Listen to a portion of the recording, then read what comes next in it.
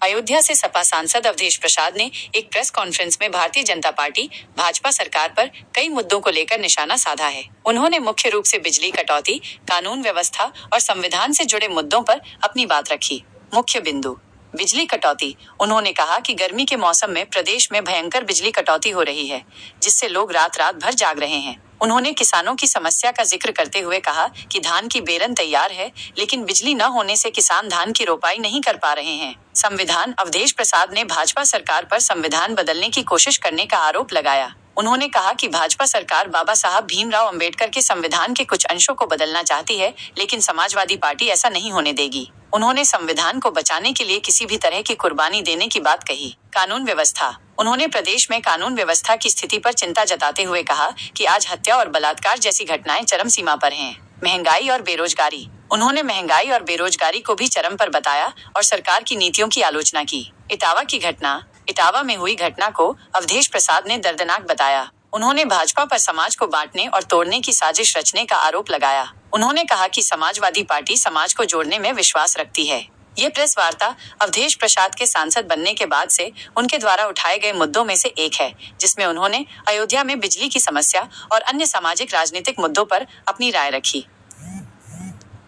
Bharatiya Janata party के लोग न तो संविधान को मानते हैं, न बाबा साहब को मानते हैं, न लोकतंत्र को मानते हैं, तो इसी के विरोध में है। और पीडीए सम्मेलन 26 जुलाई को होगा।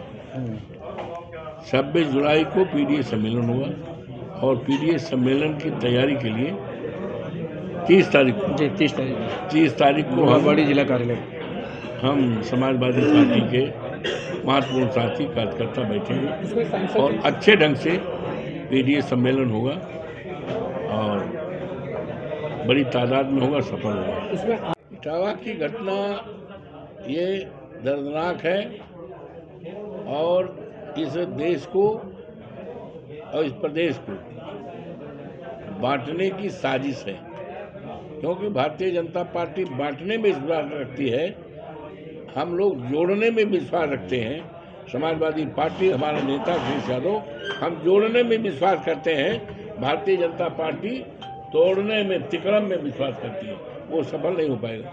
जायज बात तो ये कर रहे हैं, ये तो कह रहे थे सबका साथ, सबका विकास, सबका सम्मान। क्या सबका साथ लेकर चल रहे हैं? क्या सबके साथ सबका सम्मान कर रहे हैं? जात विशेष के लोगों के घर को ढहाया गया है, बुलडोजर चलाया गया है, क्या पता नहीं है? तो जात के आधार पर, धर्म के आधार पर भारतीय जनता पार्टी, आरएसएस और सरकार काम करती है। हम समाजवादी पार्टी के लोग, हम लोग समाज को जोड़ करके आपसदारी, भाईचारा और अनेकता में एकता का जो सूत्र है उसको मजबूत करते हुए चल रहे हैं। देखिए, आज प्रदेश में बहुत ज्वलन समस्याएं हैं। गर्मी का दिन है, बिजली कहीं आ नहीं रही है, चारों तरफ हाहाकार है, लोगों के रात जग रहे हैं।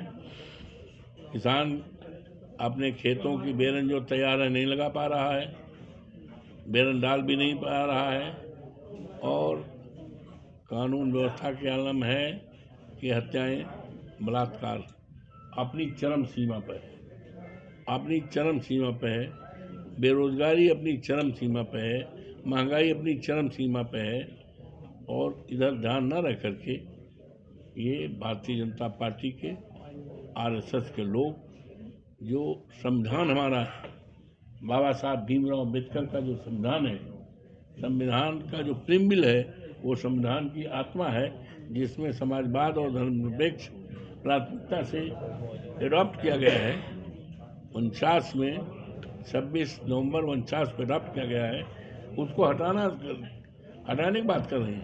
तो ये सरकार जो है ना लोकतंत्र पर विश्वास करती है, ना सरकार बाबा साहब भीमराव अंबेडकर के संविधान पर। हम समाजवादी पार्टी के लोग किसी भी कीमत पर बाबा साहब भीमराव अंबेडकर के संविधान को, उसके किसी अंश को हटने नहीं देंगे। संविधान को बदलने नहीं देंगे। उसके लिए जो भी कुर्बानी करना पड़ेगा, जो भी सत्या करना पड़ेगी, हमारे नेता माननीय अखिलेश यादव और समाजवादी पार्टी